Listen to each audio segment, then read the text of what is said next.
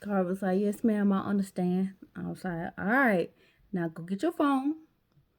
He went, got his phone, like, and you're going to call your dad. And you're going to talk to your dad because your dad wants to talk to you about your behavior.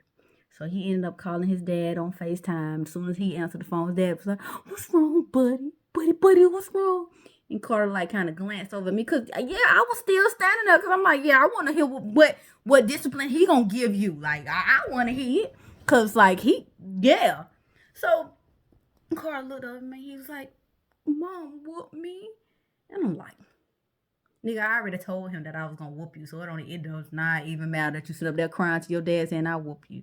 And Terry was just like, it's okay, buddy, but you can't be doing that. And the car was like, but I didn't mean to. And I'm looking, I'm like, nigga, you was just saying that they was lying on you. Now you telling your dad you didn't mean to? Like, what the hell?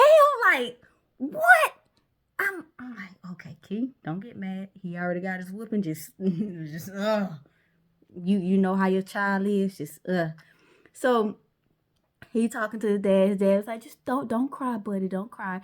Everything's gonna be okay. But you can't do that. You gotta be a good little boy. And Carter's like, I'm trying, Daddy. I'm like, oh my God. Oh my God. Here we go with this baby in again. And I'm just like, oh, okay, whatever. And Terry's like, it's fine. Don't cry. Do not cry, buddy.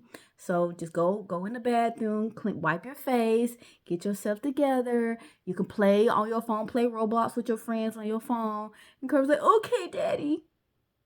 And then hung up the phone. And I looked at Carter. I'm like, give me that phone. No, give me the phone. Cause what the fuck you mean play Roblox, nigga? You on punishment? What the hell? The hell? Like, give me the phone. So I took his phone. When I took his phone, I went in my room and I texted his dad and be like, look, I know you told Carter to play Roblox or whatever, but he is on punishment. I done took his phone. His phone's gonna be in my room. He is not allowed to be on it, but I will give it to you before he go to bed so that he can call you. Or if you call the phone or you let me know that you're trying to get in touch with him, I'll give him the phone then. But he don't need to be on his phone talking, playing Roblox, playing games on his phone. He is on punishment. Like, no, And Terry just like, okay, like whatever. So the next, when Marlon came home, I ended up telling Marlon what happened, and he, gave me the same Marlon talk about how Carter is so disrespectful and how like when he gets older it's only gonna get worse because Terry isn't trying to help the situation. Like he was just like, Terry just try to hurt you so much that he is hurting the child. It's just like Carter can't do no wrong, but he's doing everything wrong. But you trying to do right by him, doing everything wrong. And Terry's out. He making it seem like you just doing everything wrong. Everything is your fault. And I just like, yeah, I know. He was like, it's only gonna get worse. It's only gonna get worse because his dad don't know how to just look at him and be like, look, my son is the problem. And then the more he talked, I'm like, I no longer want to have this conversation with you. Because you may be saying some things right, but I don't like the way that you talking about my child. So I'm just like, yeah.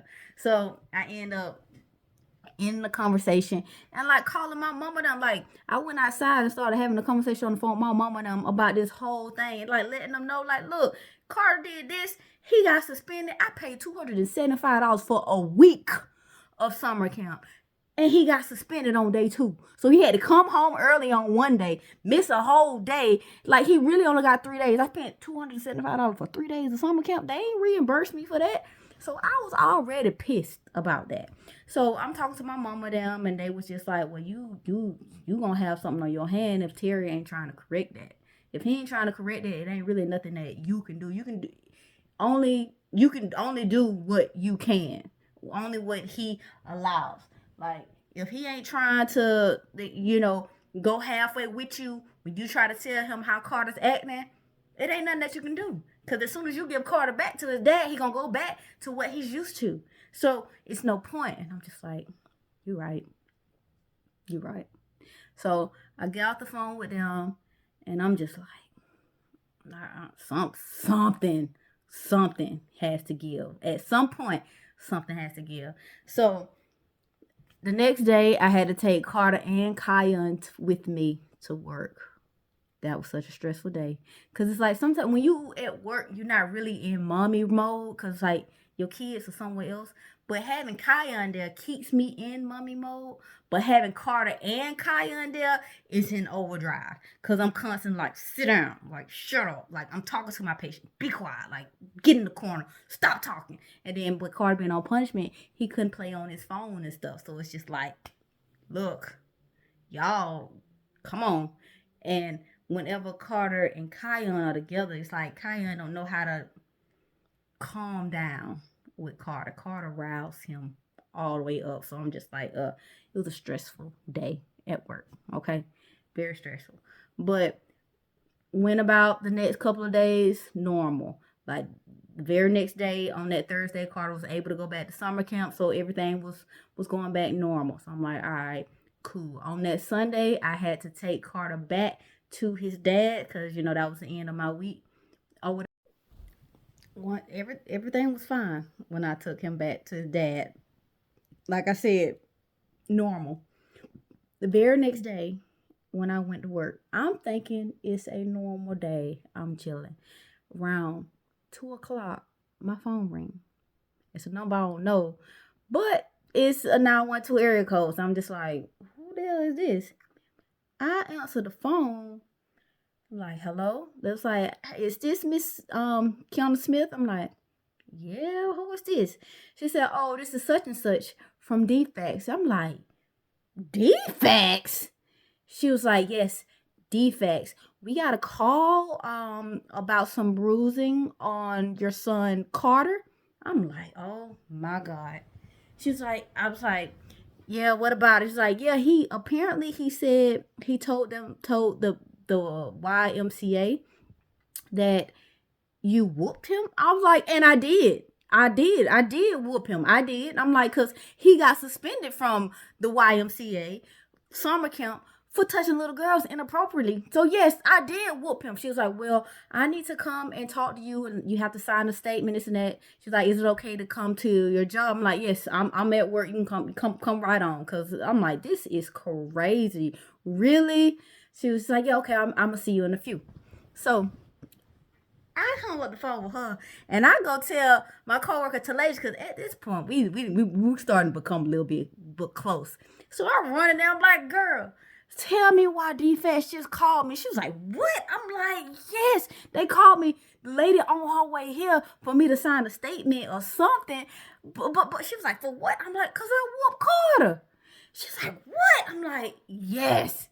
She was like, did his dad call? I'm like, no. She said the YMCA had called. She was like, oh, dang. So I'm talking to her about it. And that's when the DFAS lady called me and let me know that she was outside. I went outside and I was just like, I'm going to be completely honest with you. Yes, I did whoop him, but I only hit him 3 times with the belt. I'm like, she was like, yeah, well, the YMCA said that they saw like a bruise on his like leg, one on his arm. And I was like, yeah, because he moves. Like, he literally moved when I was whooping him. And I was telling him to sit still. I'm like, the last DFAS case we had, they let us know, like, look, if you're going to whoop your child, you have to whoop them on the butt. You can't whoop them nowhere else. It has to be on the butt. So I was telling him to let me whoop him on the butt, but he kept moving. That's not my fault. And I'm like, and he real light skinned. And the lady was like, I get it. I'm like, I can show you the incident report that I got from the YMCA showing that he was suspended, and I was just disciplining him for that. It was not extreme at all. He's just light skinned. And they was like, oh, I understand, but do you understand? Do you know where he got this touching from? I'm like, look, I don't know. I'm being completely honest with you. I literally just moved back to Savannah. It's been a year since I've been back from Maryland. And Carter's been living with his dad for the 2 years that I was gone. He's been with his dad, and we're like in the middle of this whole custody thing. I'm like, but I do know one thing, that Carter still sleeps in the bed with his dad. Carter does not know how to tie his shoes. Carter does not know how to bathe himself. He told me that when he's with his dad puts him in the tub. His dad bathes him. His dad ties his shoes. His dad has not taught him how to ride a bike. He's 7 years old. His dad does everything for him. Like, how are you 7 and don't know how to tie your shoes? How are you 7 and don't know how to wipe yourself? How are you 7 and still sleeping with your dad? She was like, you think that's where he could have got the inappropriate touch? I'm like, I don't know. I don't know. I just know that his dad does work. And when his dad is at work, he's at his Wawa house, or he's bouncing to his dad's cousin's house, and he's constantly around adults, because on his dad's side, everybody that's like a grandchild or a cousin, they're around my age, because his dad is old. Like, he's older.